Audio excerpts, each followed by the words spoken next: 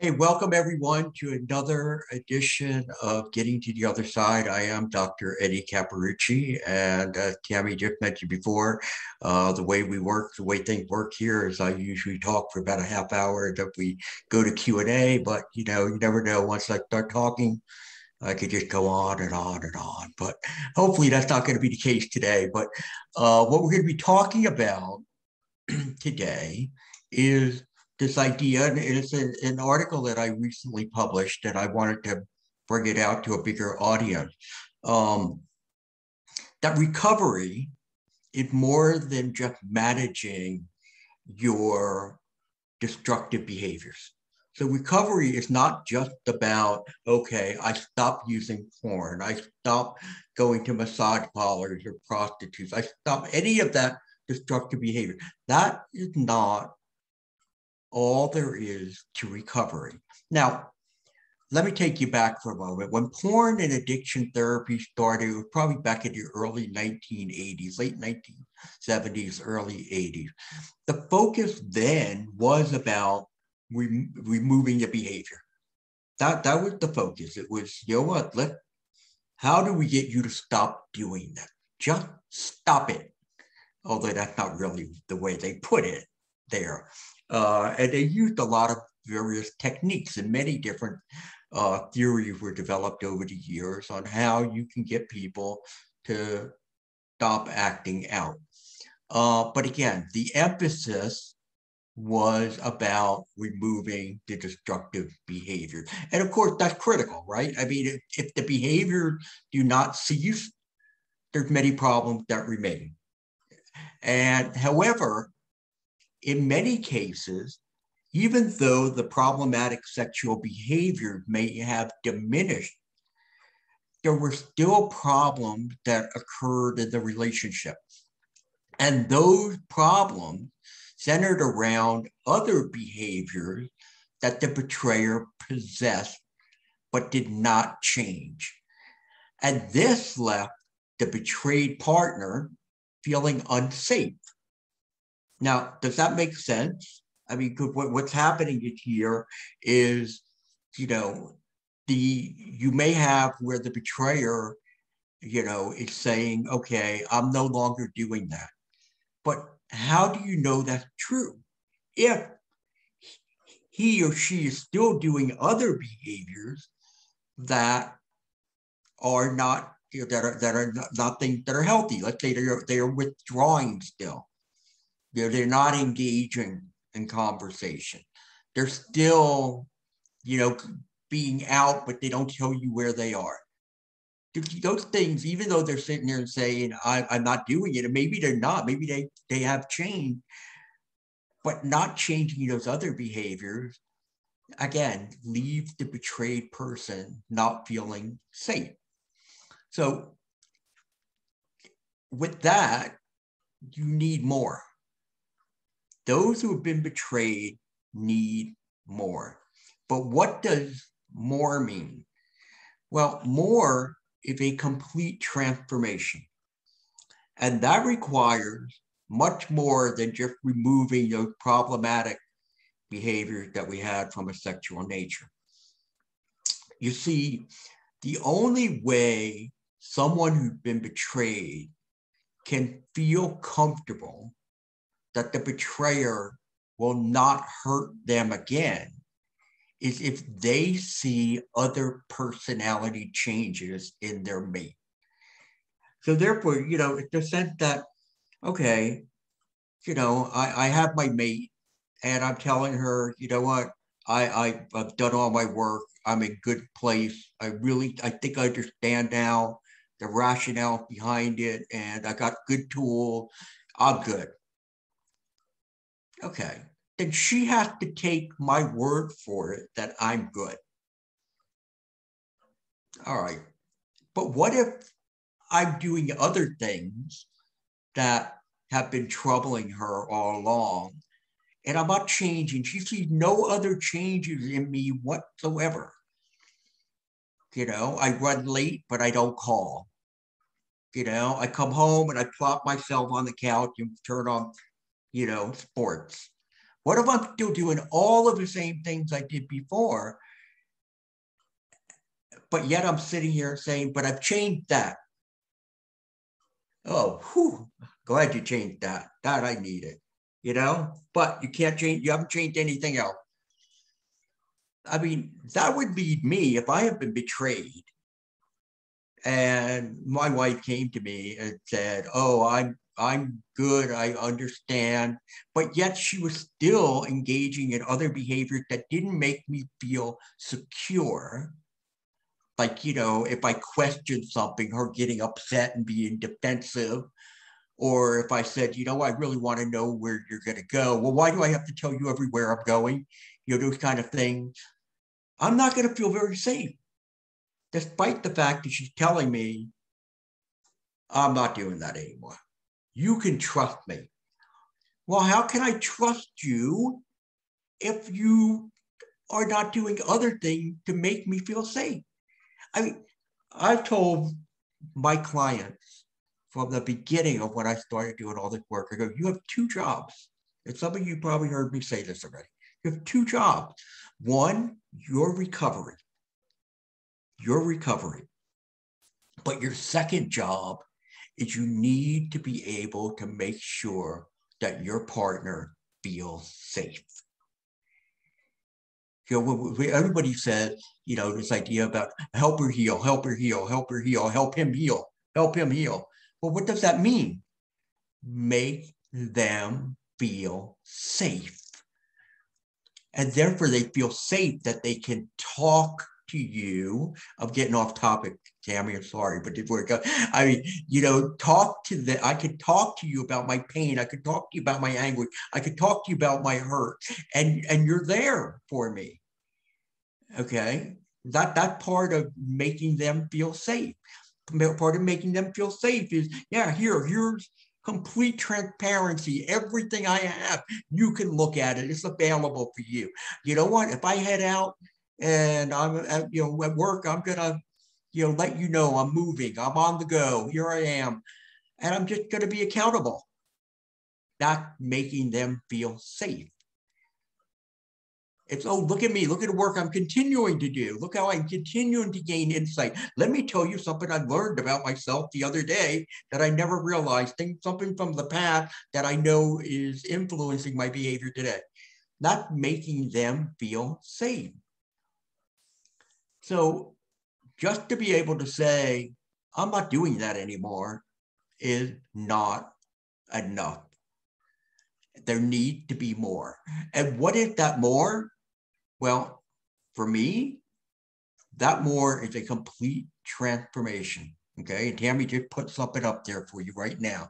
This is it. And that requires moving beyond problematic behaviors. Because you see, again, someone who's been betrayed, can't feel comfortable that the betrayer will not hurt them again if we don't see the other changes. So this, again, if you've been part of my program, if you've been listening to this before, you've seen some of these already. And these are the relational blind spots. And this is what those who are betrayed need to be working on beyond just, oh, I need to learn how to stop engaging in that problematic sexual behavior.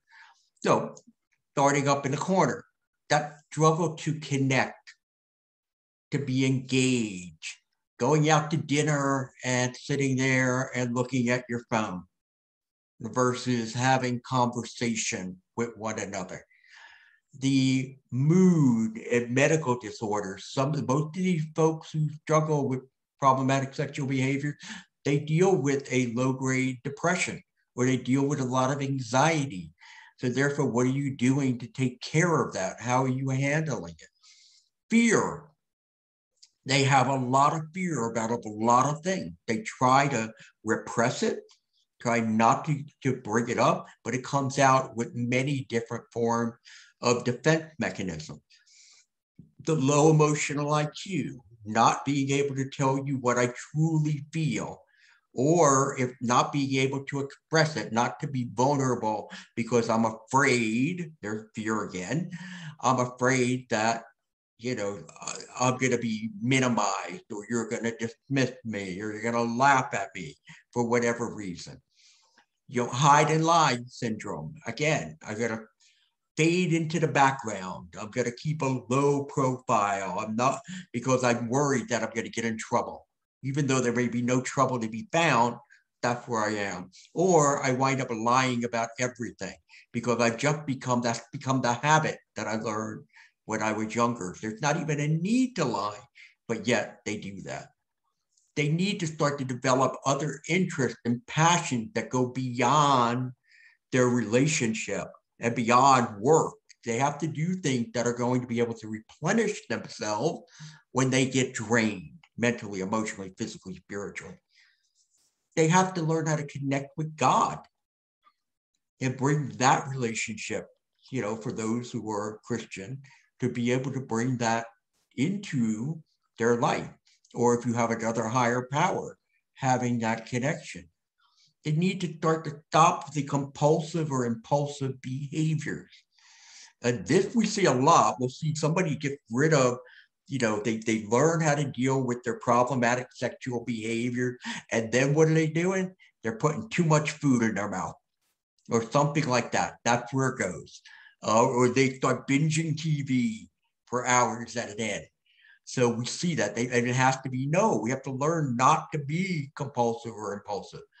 And then I don't know what happened to the rest of my chart. It kind of got messed up here a little bit, but we'll go up to the top.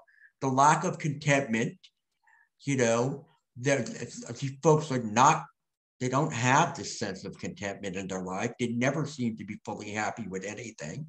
They just get those moments of pleasure. They avoid emotional pain. They will not sit there with it. And they lack curiosity. They may be curious about many things, but they're not curious about what's in their relationship. And they're very hypersensitive, whether that is to rejection, whether they're hypersensitive to criticism. There's many things that could be there. So anyway, that gives you a sense and a flavor of, what's going on here with this. So with that then, and I'm just going to move up to what I have here. So you can see there are 14 different areas that there, and those are all going to be the subject of my new book that is going to be released next month. That's entitled, Tammy clapping in the background, Why Men Struggle to Love and Overcoming Relational Blind Spots. And as I said, that should be available in maybe about another 2 weeks. So that is what we're trying to overcome. Okay, we have those areas. So what is it that if a guy goes through transformation or a woman goes through transformation, what should we expect from that individual? So we're going to show you that chart and what that looks like. And this is going to be giving you this sense of comparison here. So for example, and I have Guy, and the reason I have Guy again is because I work with men, and that's what I use in here. But the guy who's, again, blind to have all these spots, they avoid emotional pain. The new guy, doesn't run from that emotional pain. He can sit with his emotional anger. He can talk about it. He can share what he's going through. Opposed to lacking curiosity, this individual is going to ask questions. They're going to probe deeper to things like, how are you doing? No, I'm not too well. Oh, I'm sorry to hear that. No, it's going to be, tell me more about that. What is going on? And what to continue to ask more questions to get to, one, show concern, and two, be able to help their spouse to be able to deal with that situation. That sensitivity that I talked to you about before. Instead, they're going to be not as easily offended. So therefore, not always feeling this sense of rejection, or not always feeling, that they're being criticized. I know for me, this is one that I still need to work on myself. My wife will, we're driving, especially when we're driving, and she's like, you need to slow down. I go, I'm only doing, 2 miles over the speed limit. I get very defensive because, again, I don't like criticism. I grew up in an environment that was just loads of criticism for me. Again, have I gotten better? Yes, I have, but I know it's an area I need to continue to improve on. That struggle to connect that we talked about, sitting there at dinner, you know, nice atmosphere, isn't it? Don't you love being out? Instead, they thrive to connect. Again, it goes back to that curiosity aspect of saying, okay, what do we do? And a lot of times people who don't have these skills, and that's what it is, those things, those blind spots, those are all skills that we should have learned. And that's one thing I'm really excited about in the book, because I spend a lot of time talking about why these things didn't happen. So it gives you a sense of understanding, very clear understanding of why am I hardwired this way? And it goes back to my why. I'm a big why guy. That's what we have, the Going Deeper book. Why does sex have a stronghold on my life? Well, now it's about why am I emotionally illiterate? Well, it's going to be talking about all of that in there, as well as showing you what can be done to change. But staying with this chart for a moment, that struggle to connect, and I tell people when you go out, sometimes you have to cheat. Okay. Sometimes you have to have a bunch of questions in your back pocket to ask, to think about, prepare yourself before you go out. They saw those little tins of cards that you could say, do you really know me? Things like that. You take them and you bring them to dinner. My wife and I do that quite often about things, oh, what kind of history do you know? And we talk about those kind of things that happen. So sometimes you have to do that as we go through it. Limited interest and passion. Remember, I talked to you about that. Well, what we do, we seek to be more well-rounded as a person, to have more interest, to have some hobbies and things. That and low emotional IQ. Instead, what you're doing is you're seeing this new person who can identify what they feel and they can express it. The fear, remember, I go back to that idea of fear. They confront that fear. Okay, well, you know what? When I was younger, I used to try to bring something up and talk about my emotions. And I was told, oh, stop. Nobody wants to hear what you have to say. You know what? Grow up. You're being a child. I'm not living there anymore. Let me now, trust, put trust in my spouse that they will be receptive of what my emotions are. Again, that whole hide and lie syndrome. What we're going to see now is a person who is honest and transparent to a fault. You'll be honest about everything. We're not hiding anything. There's no reason to hide anything unless you've done something wrong. Other than that, there's no reason to hide anything. Lacking mindfulness. Okay, that was one that was missing on that chart up there, and I apologize for that. But this person practices mindfulness. Nobody likes to practice mindfulness, okay? We don't. Because it's difficult. It's draining in a way. But we need to be able to practice it so that we can be mindful. That therefore it's like, okay, you know what? Oh, I'm heading out. I'm going to go down to Main Street. Maybe I should ask my wife if there's anything that she wants before I go. That's being mindful that way. The compulsive and impulsive behaviors. Instead of that, I am going to be responsive. I'm not going to be reactive. Okay, I'm going to slow everything down. And that's how I'm going to try to live life. Slowing everything down so that I can be responsive in situation and not reactive. Because being reactive can get you into a world of trouble. And you already know that. You didn't even need me to tell you that. We go to fear again. They're fearful. But now this new person confronts their fears. They're not going to allow fear to dictate their life. Instead, they're going to say, you know what? Yes, it's fear. I'm going to hold on to it and I'm going to move forward anyway. The mood disorders we talked about. Well, what they're going to do is they're going to say, hey, you know what? Right. I do think I have this low grade depression. I do think I have an anxiety issue. So I got to look at self-care options. You know, whether there is meditation I want to do or something else I want to do to take care of it, medication, whatever, but I need to start doing that so that I could be thinking better, that I could be feeling better about myself, and that anxiety is lessened, that reduced. The lack of contentment, big issue. This is a big issue. That's why sometimes you go and find them doing something that's just a quick rush, like, ooh, you know, that impulsive buying that happens. Yes, I might be a little guilty of compulsive buying. I'm trying to get over it. But yeah, I mean, we're always learning. We're always learning.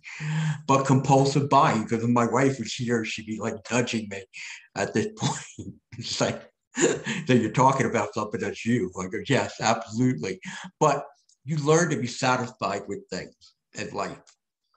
You know, you realize just going out and buying something or doing something is not going to change the dynamic. You just be satisfied. You know, you be at peace with things. I was up in between a break of sessions early morning, went out on the back deck, and now up here in the mountains, all the leaves are pretty much gone from the trees. They're all on the ground, but they're up and they're gone. But it was just, I saw a different type of beauty that I was able to appreciate. That before, when they were all the vibrant colors, that was of great beauty. Before that, they were all greenery. That was, but even now, with all these naked trees, there was still a wonderful beauty with the wind, you know, just uh, circulating around you. It's just incredible. And being able to say, wow, this is life. This is life. You got to take a moment to think about it and to appreciate it. In fact, you should take a lot of moments, not just one moment to do that. And then again, as we said before, struggling to connect with God, really having that desire. And again, whatever it is, your belief that you have, but to have that passion to be able to bring it in and to explore it more and make it a center of your life that you look at there. So anyway, those are the changes that you're going to be looking for. And in the new book, it talks about the antidotes and how you can, you know, go about doing that. Tammy's doing a great job with these slides, didn't she? We got to give her a round of applause with that. So again, as we sit here, we look at it, you know, an individual in recovery, again, need to understand that no longer engaging in bad behaviors is not enough to restore the relationship. It's just not. Instead, mate has to look at being able to see the transformed heart and new action. Take that word, actions. Okay, the rest of it's just words. The words are meaningless. We need to see action that demonstrate selflessness. How about that selfish, self-centered narcissist that I was, which I was, and I'm not. You know, and my wife, if she was here, she would say, yes, he's correct. That's no longer him. For me, it's I put others first. That is the direction I've taken my life. Before, I would never think of putting anyone first. It was just me that needed to be cared for and taken care of. Which again, go back to have a child, I felt no one was there for me. So therefore, the worldview is I have to do it myself. I can't depend on anyone. I'm alone. So let me just go get it. But the most effective way to help someone who is been betrayed is that you have this consistent action that demonstrates and says, I am invested in us. You and I am invested in us. That is what the actions need to be. See, that's not what the worldview was before, when people are in their addicted state. Then is I'm invested in me. And if you just go and you take care of the behavior and you don't make the rest of the changes, you're still somewhat invested mostly in you. Yeah, you might have gotten rid of that behavior, which will make somebody happy, but still, there's a lot more work that needs to be done. And you have to be able to do that work. And those actions are, again, this idea to be outwardly focused, not inwardly focused, to be emotionally engaged, to be curious, to be mindful, completely transparent. Again, we go back to the list. But the only way to demonstrate to your partner a commitment to being faithful, that you will be faithful moving forward, is by showing them a renewed heart that is focused on loving and honoring them always. So, as I said before, this is the subject of my new book, which will be out in December. And again, it is entitled, what is it entitled, Tammy? I've got so much stuff I've going got on. that here. Yeah. I've got a copy of that. Let me. No, you have a copy of the book? Okay. Why Men Struggle to Love, Overcoming Relational Blind Spots. I will actually put that. I will share the screen and show that too. So, okay. You would so think that you guys, but we're going to add it to our website too. Just so you know, it will be added to the sexandrelationshiphealing.com site, but you can see it. Reparenting the inner child. So it will be added to our site, but yeah, pre-order on Amazon, no doubt. So right. And you would think that an author would know the title of his book, but what can I say? So Tammy, that's all I got for you this week. But you always have like a working title too. And so, I mean, I see this with all the authors I've worked with. You have a working title, so it's the shortcut version. And so the actual title that's way longer is more challenging to remember.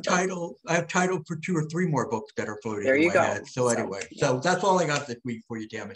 But that's a lot, and that's good stuff. And there's a lot to unpack within all of these. And, I think I want to ask you a question about, at the end, you're like, because in addiction, we are selfish, we are self-focused, like it's hard for an addict to want to move out of that.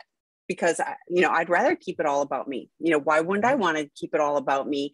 So having them have any kind of insight as to the benefits, yes, you can stay this way, then you shouldn't be in a relationship because it's harmful for the relationship. Yeah.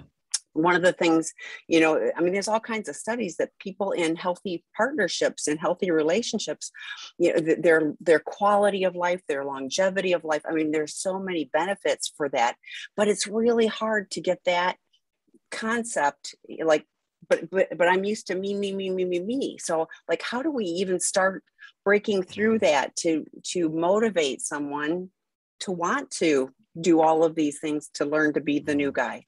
Right. Well, I think there's a couple of things. First and foremost, for them to be able to see examples of other people and what's happened, to be able to hear the stories of what they've gone through. And that's part of, when you're in a group and you're with a leader and a leader can share, let me tell you my story, what I've done. And as a counselor, I'm big on self-disclosure. My client will tell you, he's not afraid to talk about how he messed up or what he has done in the past. So I think that's part of it.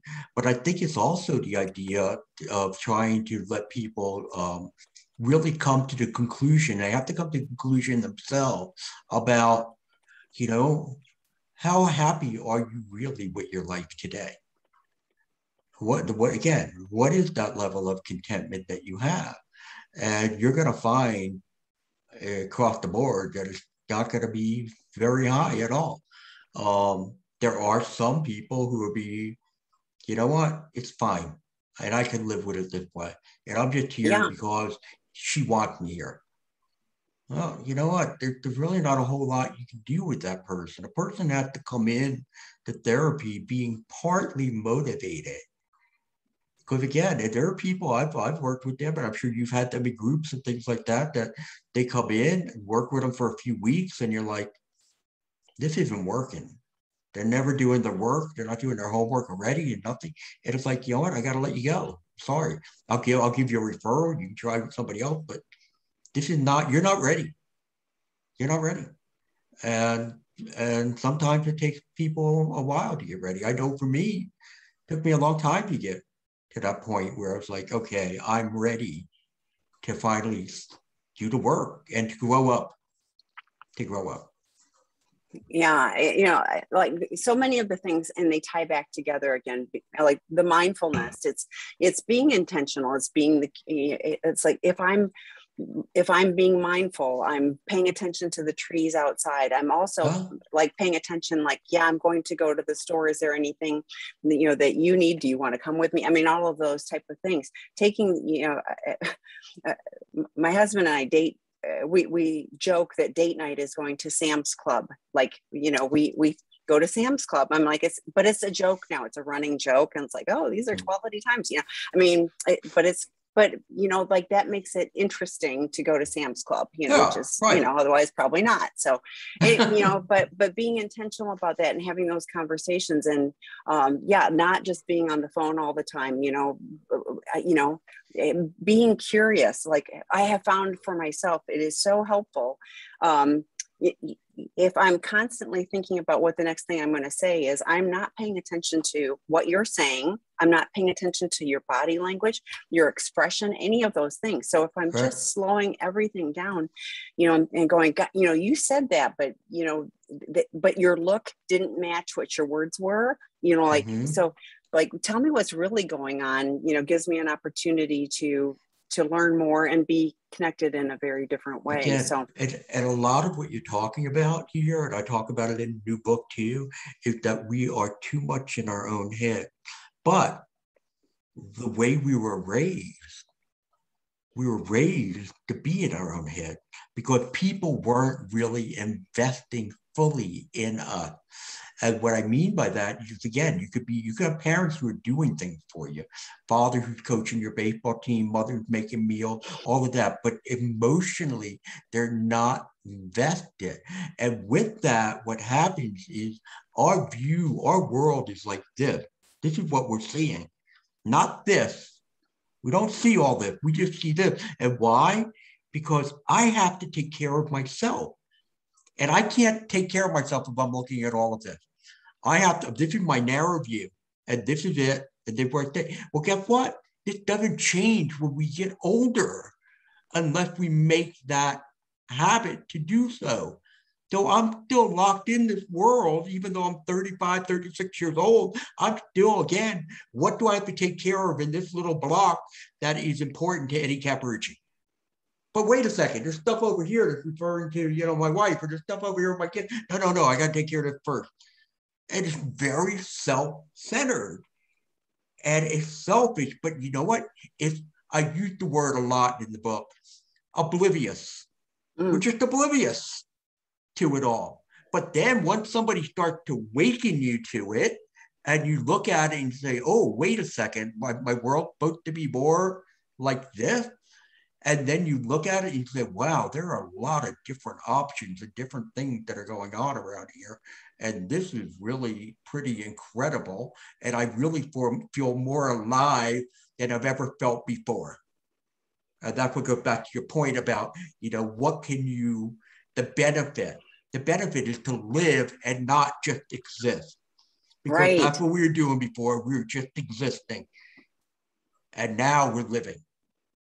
And I know it can feel overwhelming to have to move the blinders out, but the benefit of it, I mean, there are so many benefits. It's just very challenging for an addict to be willing to peek over the side of the blinders and go, oh, there is more.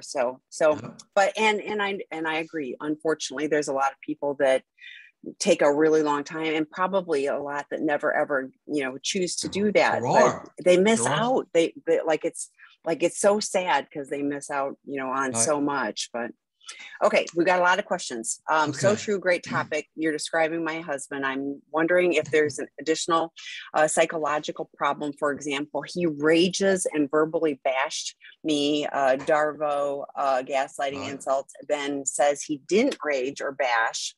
After a long discussion, it seems he really was not aware of what he's done and said. What sense does that make? Yeah, well, now you're talking about somebody who, again, when the amygdala takes control and it hijacks the brain, that, again, you hear about, you've heard the term blind rage, right? That's what it is. A person just lashes out, not being, no rational thinking being done at all. And therefore, what this is, you go back to, again, those early childhood development stages, this is where somebody doesn't learn how to emotionally regulate.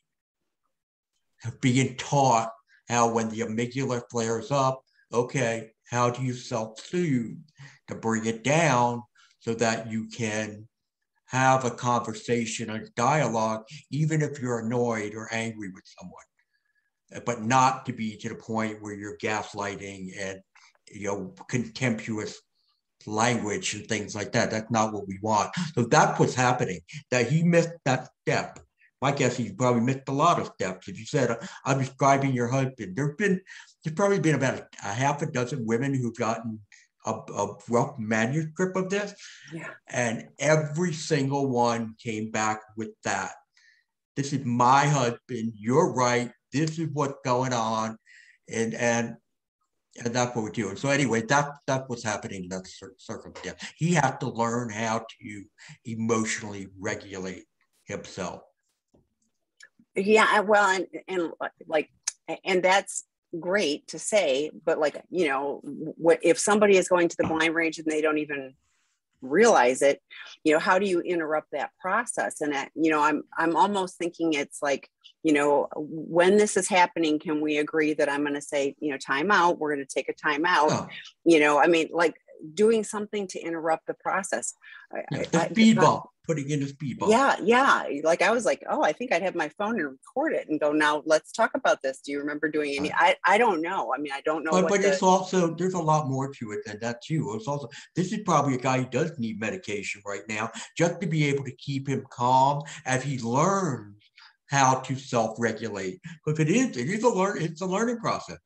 You got to go sit down with somebody and they have to teach you how to regulate your mood when something doesn't go your way. And in many cases, what we do, we look to put somebody on a short-term medication to be able to keep the mood down.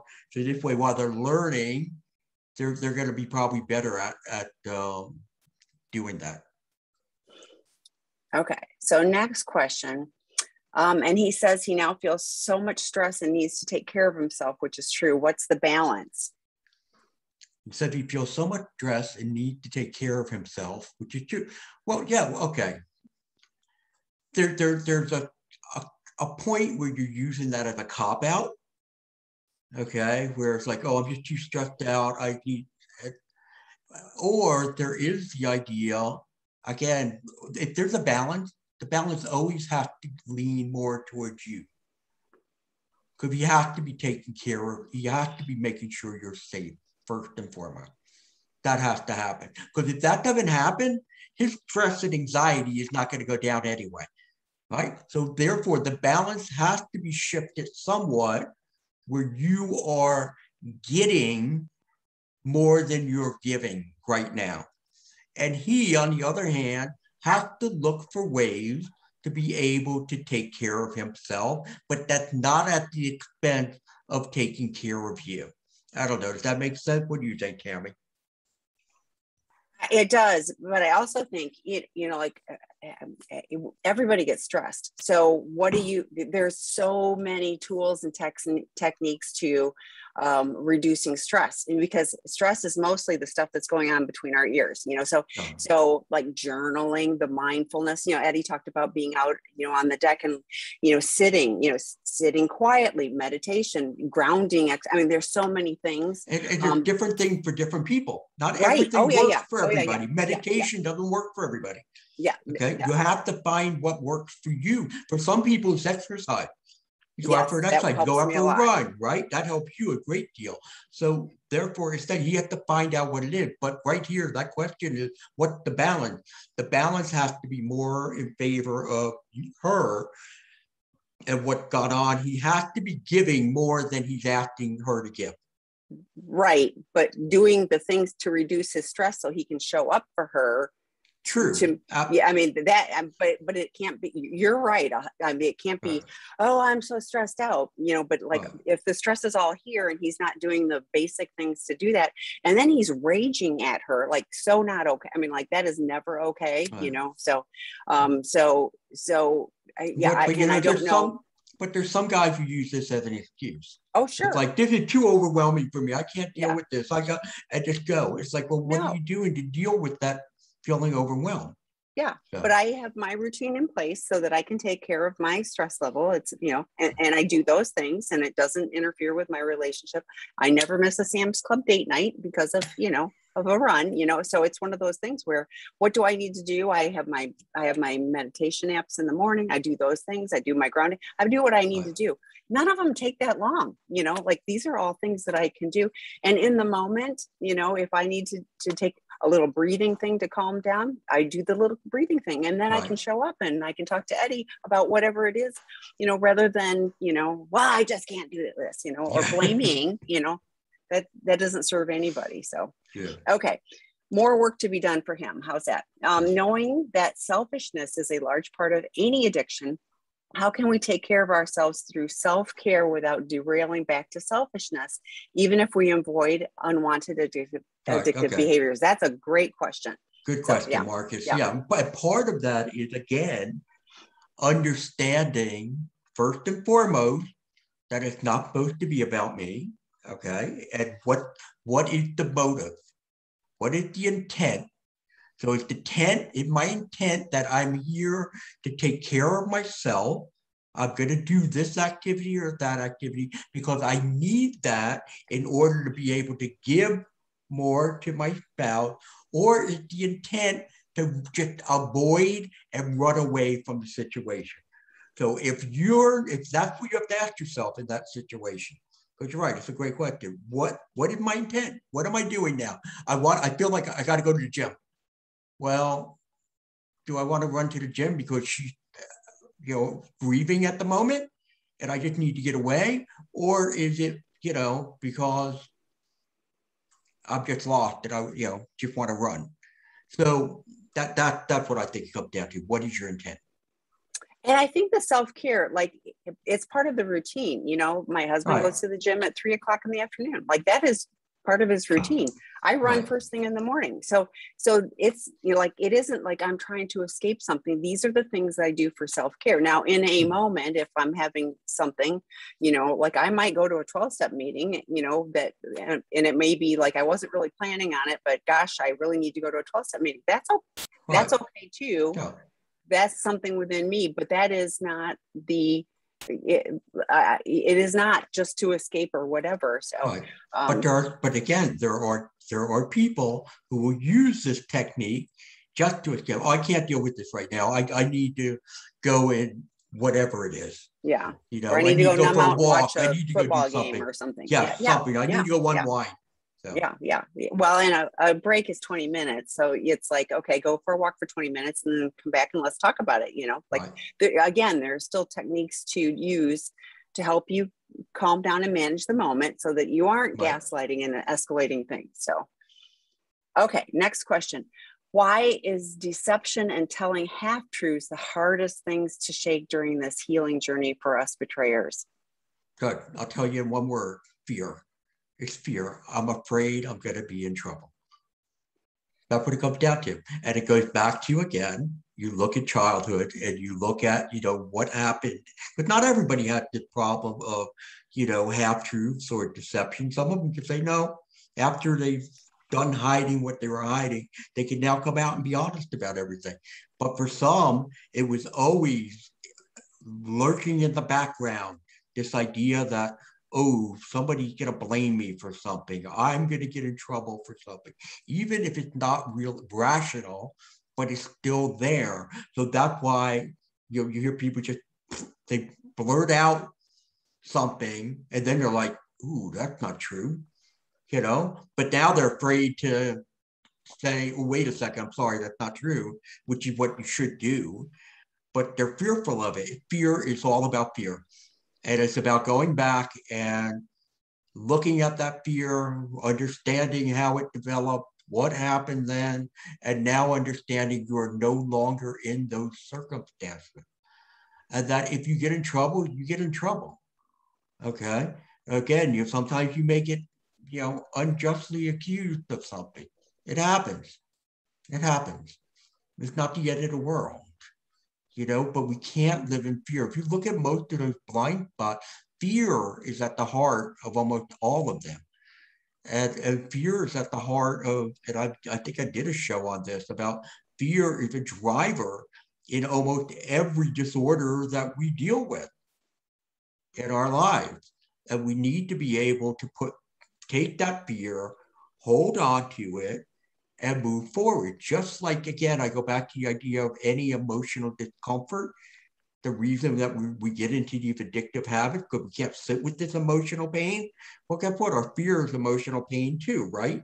You have to learn to be able to sit with it, process it, and then overcome it.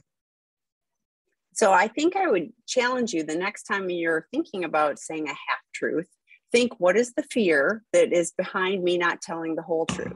If you're thinking about saying just an outright deception, what is the fear behind that? And, and it could be fear of having somebody not see me as wonderful as, I want them to see me, like keeping that facade, or fear that they're going to be mad or hurt or angry or whatever. But yeah, stepping into the fear, because what Eddie just shared, telling a half truth and then it gets found out. And then guess what? It's way harder to build trust. And most of the time we're lying to ourselves as well. We're just saying, oh, that's not that bad. So, and it is. So, but we can learn, we can do things better. So, okay. Next question. My sex addict husband has been sober from porn and masturbation for 14 months, but his destructive attitudes and behaviors towards me are still occurring. I still get triggered sometimes, and he has not held my pain. He will get angry, defensive, and will still gaslight, table turn, stonewall, and sometimes even name call. How do I fight fair with someone like this? How do I handle conflict with him? It is impossible. He is so contemptuous. Yeah, well, one, he's putting up a wall for you that's going to make it very difficult to fight fair.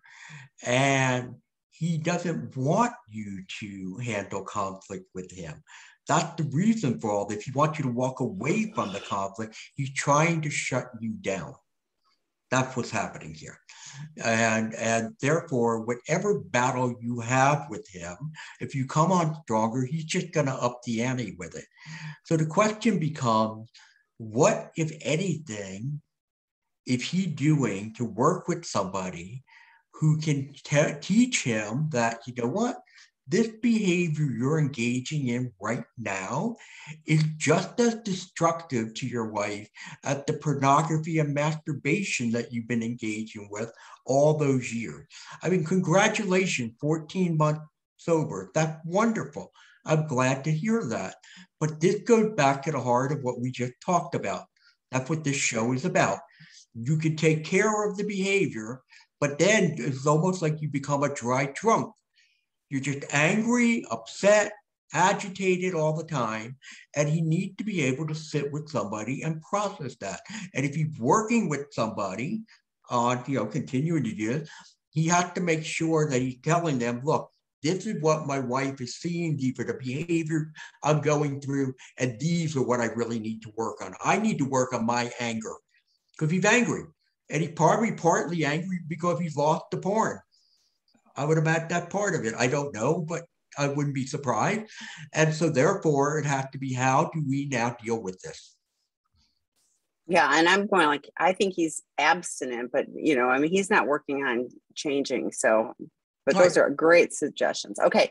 Next question. Can you provide a better example of emotional regulation when your spouse isn't even aware they are not regulated? And this is from Bill, not Susie, but anyway, all right, so emotional regulation.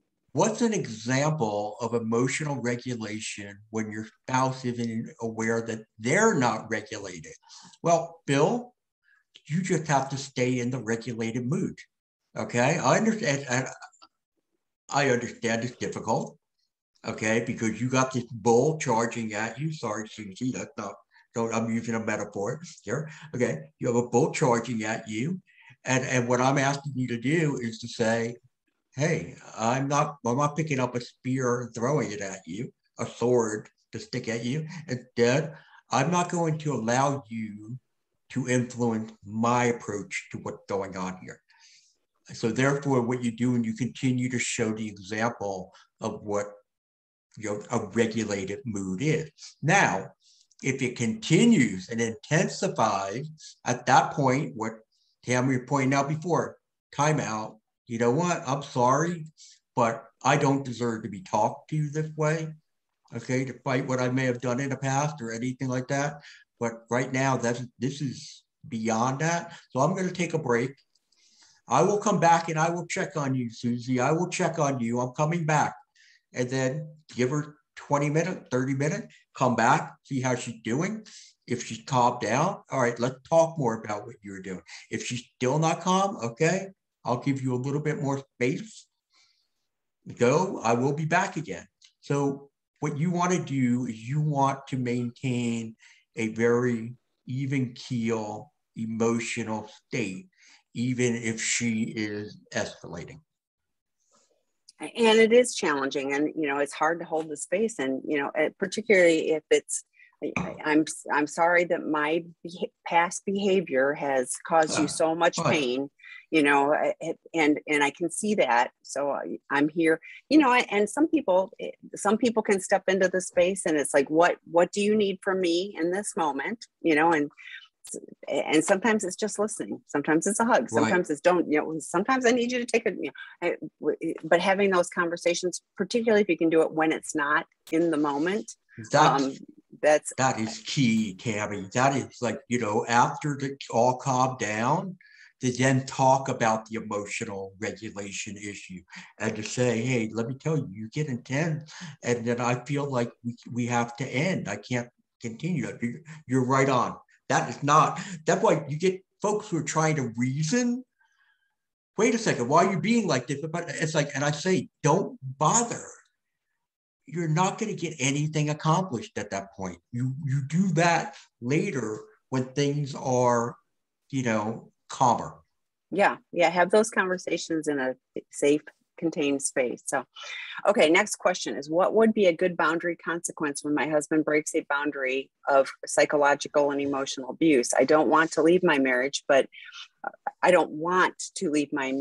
is unable to sit with my pain and process it. He is not changing, even though he's been sober from acting out. This is the 14-month of no real change. So, okay, this is a difficult question for me to answer because I don't know you, and I don't know what it is that you can be able to tolerate as far as putting up at a boundary and what you can't. Now, I know you're saying, I don't want to leave my marriage. And I'm not saying that's what you should do. However, it may be that he needs to leave the home for a period of time. Something, but again, I can't even, it's hard to give you any type of advice without understanding what is your bandwidth for dealing with this situation. If you are seeing a counselor, I would sit down and talk to the counselor about, hey, I need boundaries. I need to be able to put up boundaries. Let's sit and talk about them. And then your counselor can decide exactly, help you. He's going to find out, or she's going to find out what can you do from a boundary standpoint. Because some people can't enforce some boundaries. It's like, ooh, that's too much. And if you can't enforce your boundary, there's no point even having it. Because that's what boundaries are about. They're about consequences. But you need them. Because that last line there, he's not changing, even though he's sober from acting out. And therefore, and again, psychological and emotional abuse, nobody should have to go through it. No one. And therefore, you know what? You may have to get really tough with your boundaries. You may have therefore, you may have to even, Tammy, work with somebody to build up her self-assertiveness to get tougher with it. and what I read was he broke the boundary. There's no boundary if there isn't a consequence, you know. So if you said, if you do this, I'm leaving, and you didn't, then he knows that that isn't really a boundary. So what Eddie was saying is working with somebody who can help you. And I'm no shame. I'm just pointing out addicts will always push and see how far they can manipulate. Oh, absolutely. So yeah. So boundaries are for your safety. They're not punitive. It's about what do you need for your safety. He's not safe. And what she deserves. Yes, what absolutely. You deserve. You deserve to live a peaceful life. Yes. You don't have to worry about somebody harassing you or condemning you. You don't deserve that. So again, it becomes, that gaining that self-assertiveness that you need to be able to say, no, you can't do this to me any longer.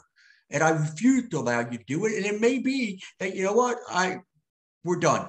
It may have to come down to that. But it doesn't have, I don't know what you need. And to Eddie's point, so you working with your trained therapist to help create safe boundaries for you that you can hold the, consequence. Like if this, then that, and it holds, that's what I would encourage you to work towards. So, okay.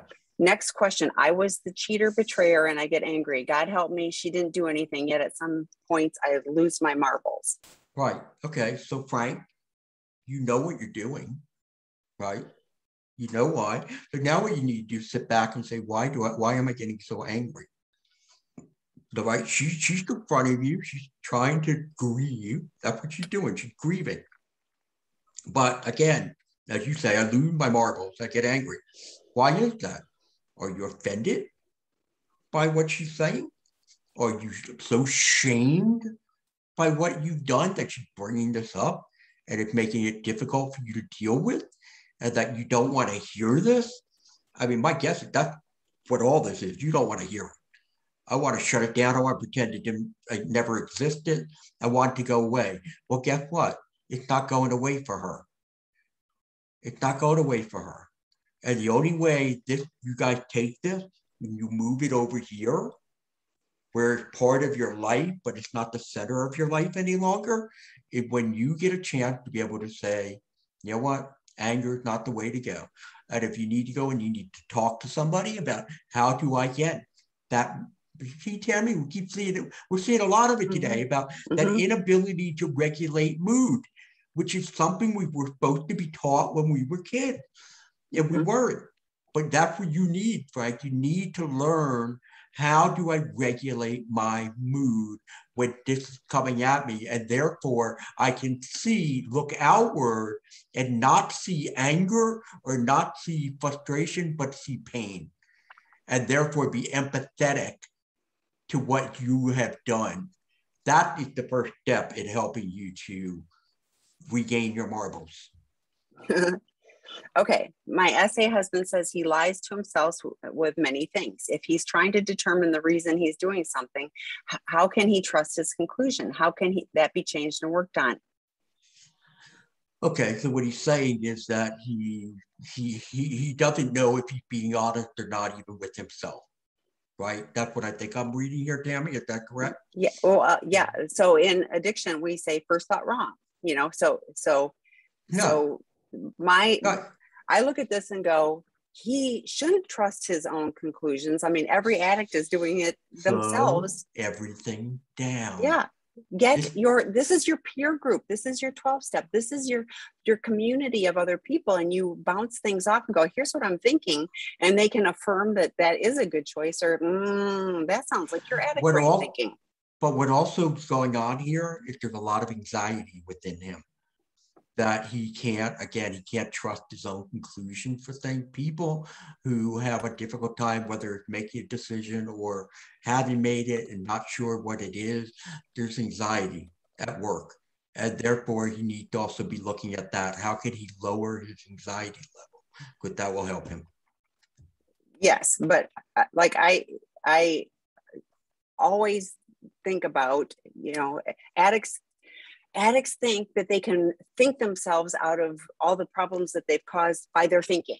it doesn't work that way. And yeah, we lie to ourselves as much as everybody else. So having the group of people that helps us, be on track. I mean, that's why we need a community, not just our brains and faulty That's thinking correct. to heal. So, okay. Right. So Susie and Bill, they're They're back. back. Bill says he forgot to add gaslighting first. And then Susie says, how can you be regulated if your porn addict is gaslighting you? I agree. I agree. I'm not expecting you to be regulated then, Susie. I'm not even saying you're wrong not being regulated. That was not, I'm sorry if it came across that way. That's not, I mean, I was just telling Bill how to deal with your, when you're not regulated because you're grieving.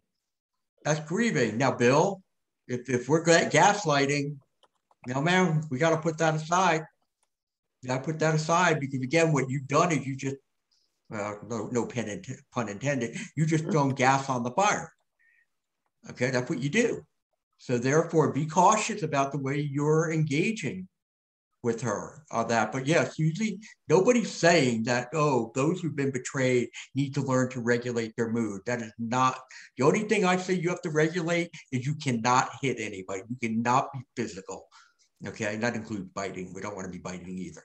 So anyway. And I'm thinking like, so Susie, Bill is not your trusted support right now. Getting regulated by other partners, I mean, because you deserve to be as regular. I mean, like it's crazy making to be gaslighted and all of that. So that isn't, we say this all the time on the webinars and things. You guys cannot be your primary support. So you having support with other people who aren't going to gaslight and betray you. And then, if I mean, at some point, he's either willing to do the work or he's not, and that's all data for you. It's like, like Eddie said, not everybody steps into this space and is willing to work on it. Some people take longer than others, but what do you need to have for you to have healthy boundaries? And maybe there are topics that you just need to not talk about because like he's going to lie, I mean, I don't know, but this, unfortunately with addiction, this keeps being, it's just the circle. You keep doing the same things over and over again and expecting a different result. And he's going to keep gaslighting and you're going to be emotionally unregulated and he's going to gaslight, Right. Okay. So, okay. We are out of time. But let me real quick. Okay. Go to the last question. How can you stop doing something if you don't know what was making you do it? Yes, but it makes it a lot easier if you do understand. But yes, you can. There's no doubt. Do you need to be aware of your offensive cycle? It's very helpful if you are. But that doesn't mean that because you can't come up with what that is, that doesn't mean you can't change.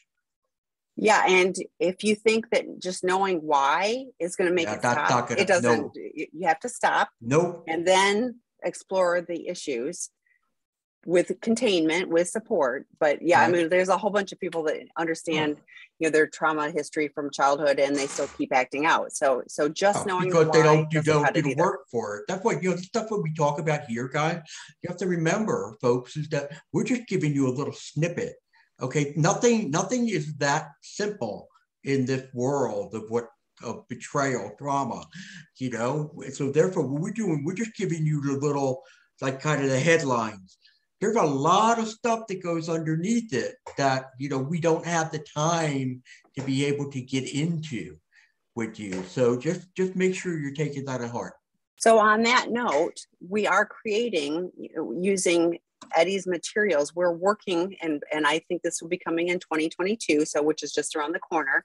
But there are going to be components of this probably in a series that will be digging deeper into that. So the work groups like we have for Sex Addiction 101, Porn Addiction 101, we've just announced the Out of the Doghouse, a work group that will start in January. All of those on seekingintegrity.com. But we're looking to work with Eddie to have an opportunity to dig into this deeper on, it's not therapy, it's not treatment, but it would be more of the psychoeducation. So great components to work alongside your therapist, to get support to dig into some of these issues more. Yeah, so stay tuned. We'll be talking about, again, some of the why, but then again, more importantly, okay, what do you do to again strengthen, to remove some of those blind spots from you. So yeah, Yes. looking forward to it. Yes, me too. So thank you everyone for the great questions. Eddie, as always, it's great to see you Thank and to you. work with you. So I'm Okay. looking forward to seeing how this collaboration goes for next year too. So Great. bye everybody. Happy Thanksgiving, everyone. Bye.